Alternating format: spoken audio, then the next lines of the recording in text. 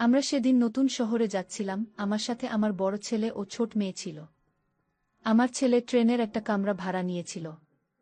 আমার ছোট মেয়ে ঘুমিয়ে গেলে আমার বড় ছেলে যা করেছিল তা শুনলে তোমাদের কান গরম হয়ে যাবে। তাহলে মূল গল্পে যাওয়া যাক।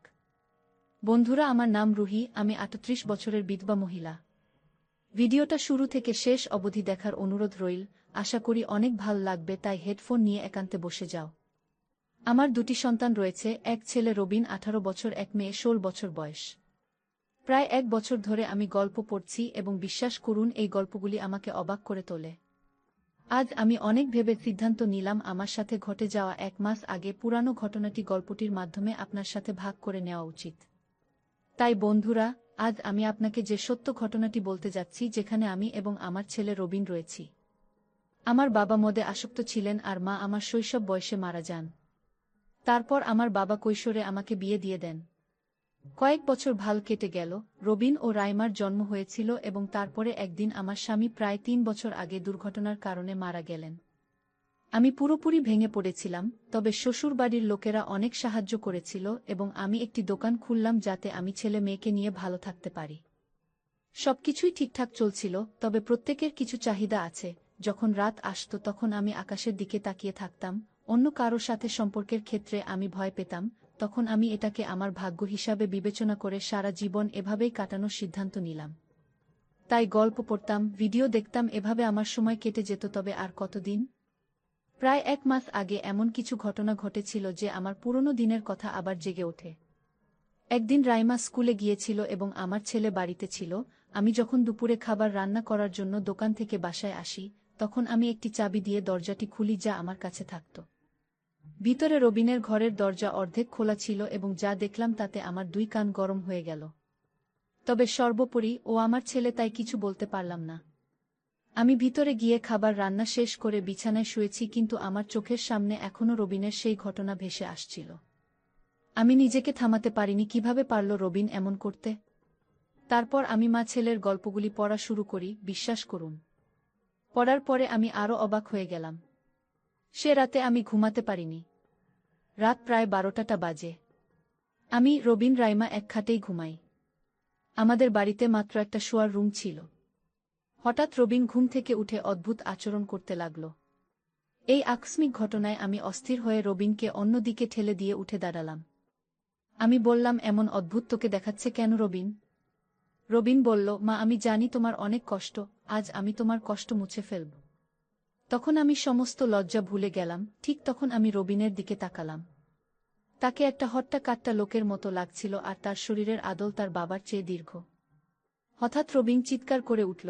চিৎকার এত জোরে বেরিয়ে এল যে কণ্ঠ শুনে আমার মেয়ে রাইমা ঘুম থেকে জেগে বলল, কি হয়েছে মা? আমি বললাম, কিছু না রে মা, তুই ঘুমা। রাইমা বলল, আম্মু, ভাই চিৎকার করছে কেন? আমি বললাম, তোর ভাই কেন চিৎকার করছে বড় হলে তুইও বুঝবি। রাইমা বলল, মা, আমি ভয় পেয়েছিলাম তাই জেগে গেছি, তোমরা থাকো, আমি ঘুমাই। রাইমার কথা শুনে আমরা মা ছেলে হেসে উঠলাম। আমি রবিনকে বললাম, এভাবে চিৎকার করছিস কেন? রবিন কিছু না বলে প্রায় ১০ মিনিট পরে চুপচাপ পাশে ঘুমিয়ে পড়ল। আমিও শুয়ে পড়লাম। তখন রাইমা উঠে বসে বলল, মা, ভাইয়া তোমাকে অনেক ভালোবাসে তাই না? আমি বললাম, হ্যাঁ। আয়, এখন তুইও ঘুমা। আমার মনে ভয় জেগেছিল যে রাইমা হয়তো এইসব বুঝতে পারবে না, কিন্তু পরে রাইমা এ নিয়ে কিছু বলেনি, না আমিও।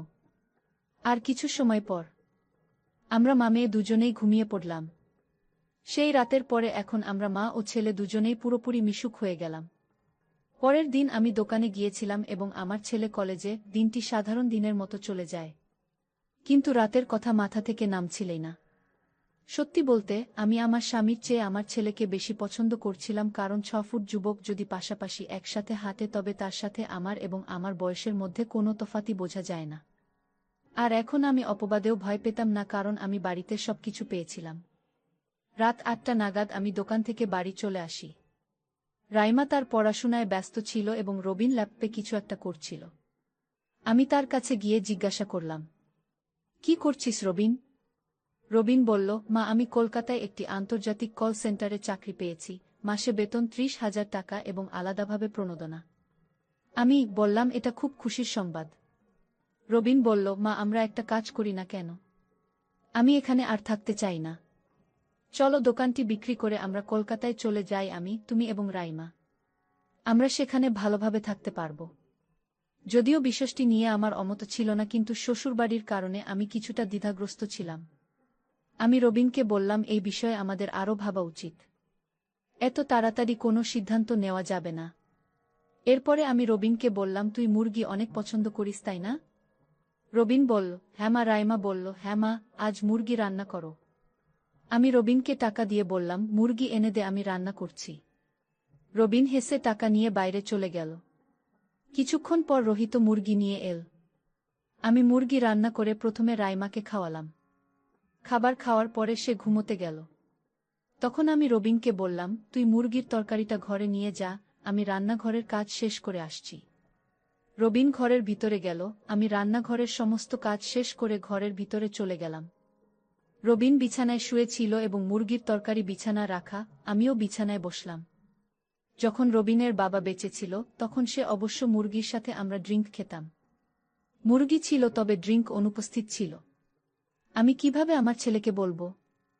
আমি এই ভাবনায় নিমগ্ন ছিলাম। তখন রবিন বলল, মা কি ভাবছ?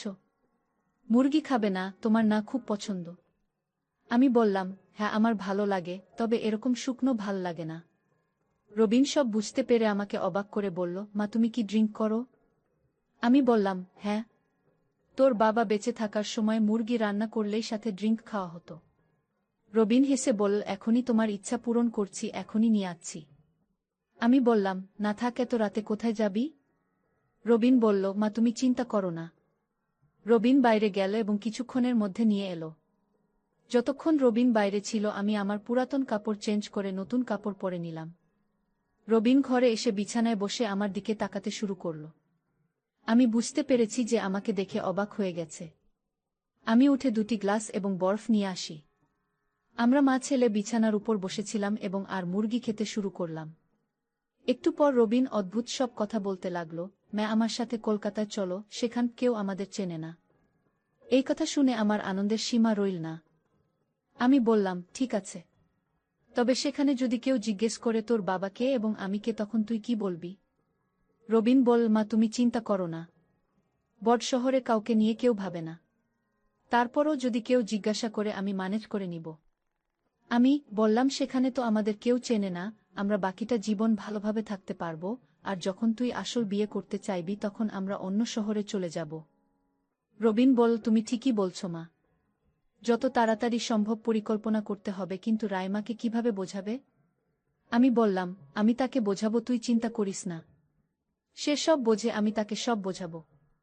তবে আমিও তোর কাছ থেকে একটি জিনিস চাই। রবিন বলল, বলো মা, তোমার কি চাই? আমি বললাম, তোর কাছে এমন জিনিস চাই তুই আমাকে চাইলেই দিতে পারবি।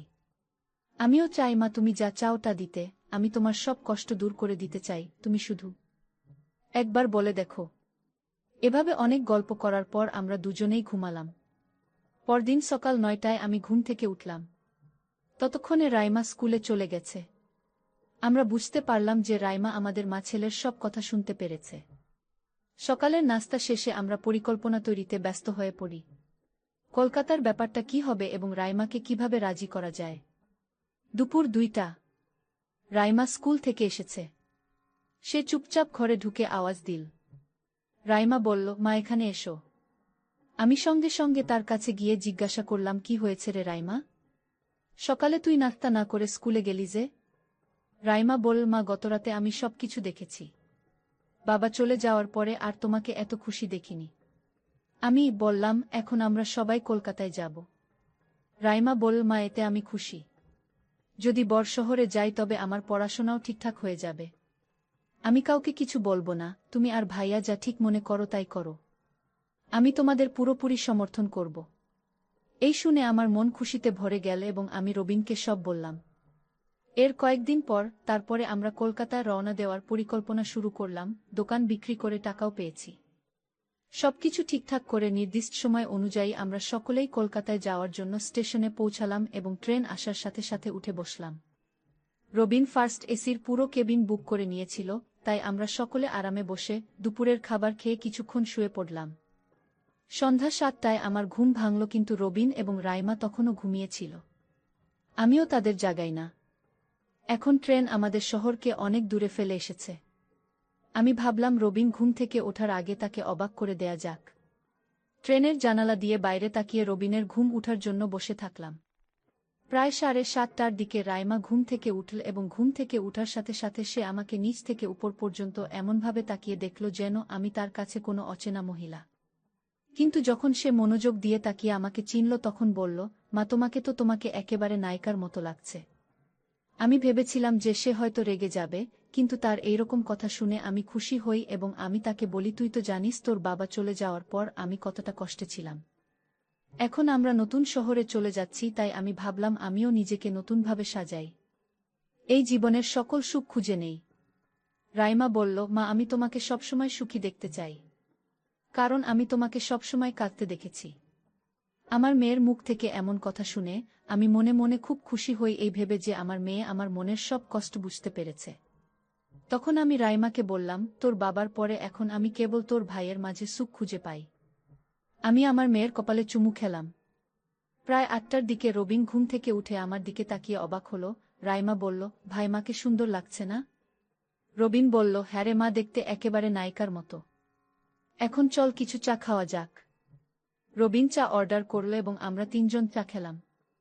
রাত 9টা বেজে গেল এবং রাতের খাবার আসলো। আমরা সবাই হাত ধুয়ে বসলাম। তখন ওয়েটার এসে খালি প্লেটগুলো নিয়ে গেল। তারপর আমরা চুপচাপ ঘুমিয়ে পড়লাম আমাদের নিজ নাজ আসনে। পরদিন সকাল 8টায় আমরা কলকাতায় পৌঁছালাম। আমরা 3জন ট্রেন থেকে নেমে হোটেল বুক করলাম। রবিন প্রথমে হোটেলে একটি রুম নেয়, তারপর নাস্তা শেষে আমরা সকাল 10টার দিকে বাজারে যাই এবং সেখানে যাওয়ার পরে আমি একটি লেহেঙ্গা কিনলাম। রবিন পায়জামা কুর্তা কিনল এবং রাইমা নিজের জন্য স্কার্ট এবং প্যান্ট কিনল। তারপর আমরা 3জন মিষ্টি ও মালা নিয়ে সরাসরি মন্দিরে গেলাম। রবিন সেখানে আগেই বিয়ের জন্য বুক করে রেখেছিল। আমরা 1টার সময় মন্দিরে পৌঁছে গেলাম। কিছুক্ষণ পরে পুরোহিত এসে প্রথম বরকে বসালো, তারপর কনেকে ডাকলেন। আমি গিয়ে রবিনের পাশে বসলাম। প্রায় 1 ঘন্টা বিয়ের মন্ত্র পরে পুরোহিত রবিনকে আমার গলায় মঙ্গলসূত্র পরাতে বললেন। তখন রাইমা রবিনের হাতে মঙ্গলসূত্র দেয় এবং রবিন হাসি মুখে আমার গলায় মঙ্গলসূত্র পরিয়ে দিল। তখন আমি ভাবতে লাগলাম, একটি নতুন শহরে কমপক্ষে আমার বাকি জীবনটা ভালোভাবে কাটিয়ে দিতে পারব। প্রায় 5টা নাগাদ আমাদের বিয়ে শেষ হল।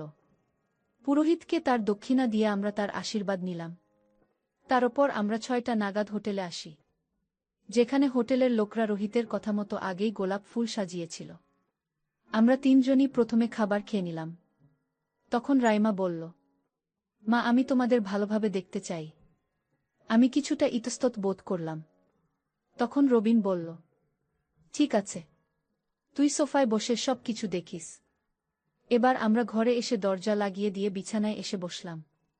রাইমা সোফায় বসে আমাদের ছবি তুলছিল এবং আমাদের স্মৃতি স্মরণীয় করে রাখার জন্য একটি ভিডিও বানাচ্ছিল। পরের দিন সকাল 8টায় সবার আগে আমার ঘুম ভাঙল। ঘুম থেকে উঠে দেখি রবিন ঘুমিয়ে আছে। শুভ সকাল, রবিন বলল। শুভ সকাল। চলো তাড়াতাড়ি রেডি হও, আমাদের বেরোতে হবে। আমি বললাম, কোথায় যাব? রবিন বলল, আমাদের নতুন সংসারে। আমি বললাম, মানে? রবিন বলল, মানে এখানে আমি একটা বাড়ি ভাড়া নিয়েছি। আজ থেকে সেখানে গিয়ে আমরা নতুন সংসার পাতব। কিছু সময় পর উঠে রাইমাকে উঠিয়ে দিয়ে এক এক করে ফ্রেশ হয়ে নিলাম। আর রাইমাকে নতুন বাসার কথা বললাম। তখন রাইমা বলল, তারপর আমরা নাস্তা খেয়ে নতুন বাসায় গেলাম। নতুন বাসায় ছিল 2টো ঘর। একটা রুম আমার আর রবিনের, অন্য রুমটি রাইমার। এভাবেই কেটে গেল 7 মাস। আজ আমাদের বিয়ের 2 বছর হল। আজ আমি রবিনের ছেলের মা। বন্ধুরা, তোমাদের জানা মতে এমন কোনো ঘটনা থাকলে আমাকে কমেন্ট বক্সে জানাতে পারো।